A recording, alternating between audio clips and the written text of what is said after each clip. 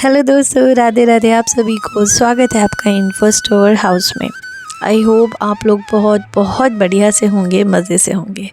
तो आज की वीडियो में मैं आपके साथ शेयर करने वाली हूँ हमारी वृंदावन की यात्रा कैसी रही कार्तिक मास में, जो ज़्यादा दिन की नहीं थी, सिर्फ 2 दिन और 1 रात की थी, लेकिन ये एक्सपीरियंस बहुत अलग था। कार्तिक मास में वृंदावन की यात्रा का ऐसा एक्सपीरियंस मैंने सोचा क्यों ना मैं आपके साथ शेयर करूं। सबसे पहले तो जहाँ भी हमने रूम लिया था, हमने वही रूम लिया था जहाँ पे हम 2 बार पहले भी ले चुके हैं। This is the third time कि हम वहीं पे रुके। द्वारका कुंज नाम से ये धर्मशाला है। कहने को धर्मशाला है, बट धर्मशाला जैसी ये बिल्कुल भी नहीं है। और इसका टैरिफ भी थोड़ा सा कॉस्टली है, ज़्यादा नहीं बट हाँ थोड़ा सा कॉस्टली है। जितना बड़ा ये आप रूम देख रहे थे, ये रूम हमें करीब 2400 में पड़ा था फॉर 1 डे। और यहाँ पे मैं कर रही थी ठाकुर जी का श्रृंगार। ठाकुर जी अब हमारे साथ साथ हर जगह चलते हैं भाई। तो ठाकुर जी का श्रृंगार करके उनको विराज के हम आए थे बिहारी जी के दर्शन करने। और आप भीड़ अच्छी खासी देख सकते हैं। कार्तिक मास में अगर आप वृंदावन आ रहे हैं तो भीड़ के लिए प्रिपेयर होके आइए कि आपको भीड़ हर जगह मिलेगी। चाहे बिहारी जी का मंदिर हो, चाहे राधा वल्लभ जी का मंदिर हो, चाहे राधा रमन जी का मंदिर हो, भीड़ के लिए मतलब आपको बिल्कुल रेडी होके आना पड़ेगा।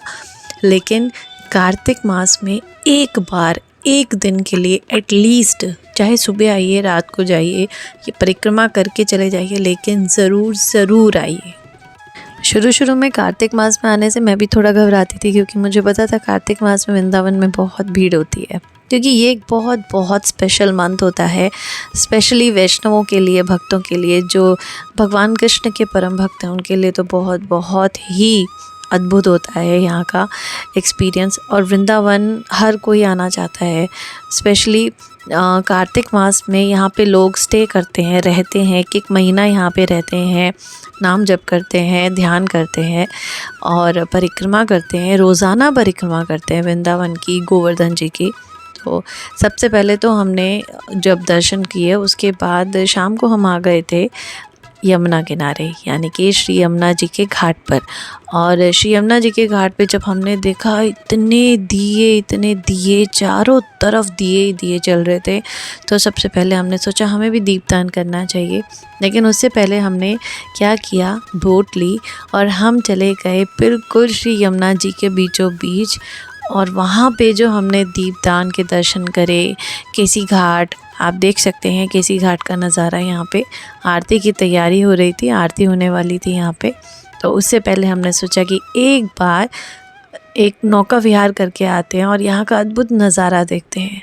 ये आप देख सकते हैं ना, ये दीपों की श्रृंखला है।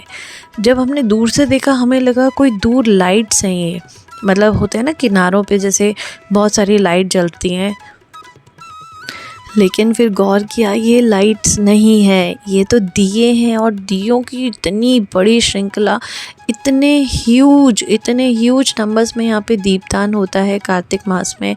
तो कभी भी आइए तो दीपदान ज़रूर करिए। और हमें तो आइडिया नहीं था, लेकिन हमें अब आइडिया लग गया कि अगर कभी कार्तिक मास में आप वृंदावन आए तो सबसे पहले खूब सारे दिए आप घर से लेकर आएँ, यहाँ से ना लें। आप घर से छोटे दियों की बाती लाइए और खूब सारे जो छोटे दोने होते हैं ना पत्तल के, वो ले आइए। और बिल्कुल बोट में बैठिए और बोट में बीचों बीच जाके आप दीपदान करिए। मतलब जब आप नाव में बैठेंगे, एकदम सेंटर में जाइए श्री यमुना जी के और वहाँ से दीपदान करिए। देखिए बिल्कुल एकदम निकुंज बना हुआ है यहाँ पे। तो यहाँ पे जो बोट भी चल रही होती है, नौका विहार भी, ये ठाकुर जी के बिल्कुल पूरी ऐसे मंडली बैठी होती है, कीर्तन चल रहे होते हैं नौका विहार करते करते। और यहाँ दूर से आप दीपों की श्रृंखला देख सकते हैं। ये मुझे लगा था कि शायद ये लाइट्स हैं, लेकिन पास जाके पता लगा कि ये लाइट्स नहीं है, ये दिए जल रहे हैं इतने सारे।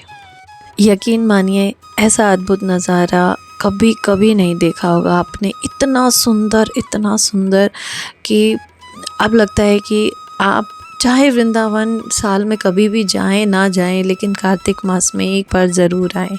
श्री यमुना जी की आरती यहाँ पे होने वाली थी और यहाँ पे विराजा है श्री यमुना जी का विग्रह। और यहाँ पे आप देख सकते हैं लोग एक तरफ दीपदान कर रहे हैं, एक तरफ यमुना जी की आरती की तैयारी चल रही है, दूसरी तरफ नौका विहार हो रहा है, बहुत सारे श्रृंखला में दिए जल रहे हैं।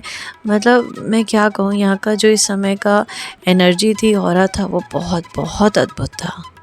तो हमने भी यहाँ से दिए लिए, एक एक ही दिया लिया हमने। लेकिन जब हमने यहाँ लोगों को देखा, वो लोग प्रॉपर कई लोग बैठ के यहाँ पे तसल्ली से, मतलब बहुत सारे दिए लाए थे और एक एक करके आराम से जला रहे हैं, दीपदान कर रहे हैं।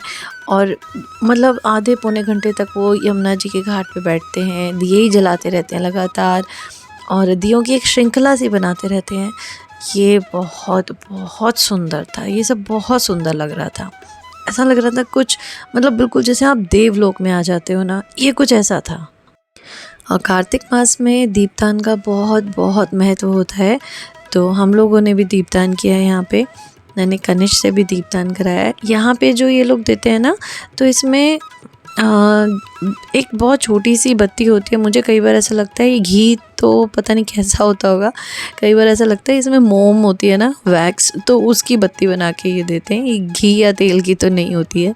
तो इसलिए मैंने आपको यही सजेशन दिया कि आप जब भी कार्तिक मास में आइए, घर से एक डिब्बी में भर लाइए दिए और दोने ले आइए पत्तल के, और यमुना जी के बीचों बीच जाके, मतलब आप बोट में बैठिए और बिल्कुल सेंटर में जाके वहाँ पे दीपदान करिए और एक एक करके दिए जलाते जाइए, छोड़ते जाइए। ये बहुत बहुत ही प्यारा लगता है। मतलब मैं इतनी बार अगर बहुत बहुत भूल रही हूँ, तो वाकई में जो मैंने देखा है, जो मैंने फ़ील करा है, वो एक्सपीरियंस बहुत गजब का था। तो हमने यहाँ पे दीपदान किया और दीपदान करने के बाद फिर हम अपने रूम पे चले गए थे और थोड़ा रेस्ट किया, क्योंकि हमें अगले दिन करनी थी परिक्रमा। वृंदावन आए और यमुना जी आके आचमन ना करें, तो ये ऐसा कैसे हो सकता है। तो यमुना जी का आचमन ज़रूर करिए। थोड़ा सा यमुना जल को अपने ऊपर छिड़किए, या तो यमुना जी में स्नान करिए, थोड़ा सा जल थोड़ा सा पी लीजिए यमुना जल। और हम यमुना जल लेकर भी आए, पिछली बार ही ले आए थे, तब से ठाकुर जी का रोज़ स्नान यमुना जल से होता है। और वही जल हम रोज़ चरणोदक के रूप में ग्रहण करते हैं। और यहाँ पे भाई वृंदावन आए, हम अपने महाराज के, अपने गुरुदेव के दर्शन ना करें, अपने भगवान के दर्शन ना करें, ऐसा कैसे हो सकता है। तो हम सुबह ही आ गए थे करीब 1:30 बजे। और ये तो बिल्कुल कार्तिक मास की शुरुआत की बात है। तो इतनी ठंड लग रही थी कि हम लोग शॉल ओढ़े हुए थे और यहाँ पे हमने गुरुदेव के दर्शन करे। लेकिन पिछली बार जैसे दर्शन हुए थे ना, कि महाराज जी बिल्कुल रुके थे, उन्होंने देखा था वो वाले दर्शन, बस वो एक नज़र देख के आगे चले गए थे, क्योंकि उनकी तबीयत बहुत ढीली लग रही थी जिस समय हम लोग गए थे। ये अभी की रिसेंट की वीडियो नहीं है, थोड़ा सा दिन पहले की है। तो उस समय बहुत मतलब उनकी तबीयत से लग रहा था कि वो ठीक नहीं है। और यहाँ पे राधा नाम संकीर्तन चल रहा था, बहुत बहुत बढ़िया संकीर्तन था यहाँ पे।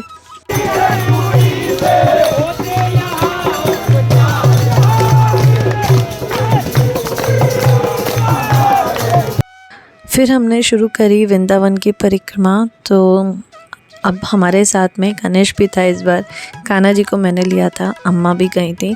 हालांकि अम्मा की तबीयत ठीक नहीं थी, लेकिन हमने बोला था कि अम्मा आप रिक्शे से परिक्रमा कर लो। तो लेकिन उन्होंने बोला नहीं, अगर मेरे पैर थोड़े भी चल रहे हैं, अगर मेरे शरीर में जान है, तो मैं ये परिक्रमा ज़रूर करूँगी, धीरे धीरे करूँगी, बैठ बैठ के करूँगी। लेकिन अगर कान्हा जी ने बुलाया है यहाँ तक, तो परिक्रमा किए बिना वापस नहीं जाऊँगी। तो वो उन्होंने भी धीरे धीरे परिक्रमा करी। कनिष्ठ भी बस कर ली इसने भी, पता नहीं, मुझे लग रहा था डाउट कि ये तो बीच में ही बोलेगा कि नहीं अब वापस से रूम पे चलो, लेकिन इसने भी पूरी परिक्रमा कर ली 12 किलोमीटर की, धीरे धीरे, क्योंकि बहुत आराम आराम से हम लोगों ने परिक्रमा करी। करीब जहाँ पे हमें यूजुअली 3 घंटे लगते हैं, वहाँ पे करीब 4.5 घंटे लगे थे। इतना फ़र्क पड़ गया था। ओवरऑल हमारा कार्तिक मास का एक्सपीरियंस बहुत अच्छा रहा। और हम जब भी वैसे परिक्रमा करते हैं ना, हम रात को करते हैं हमेशा, 2:30 बजे के बाद ही, 3 बजे से शुरू करते हैं परिक्रमा।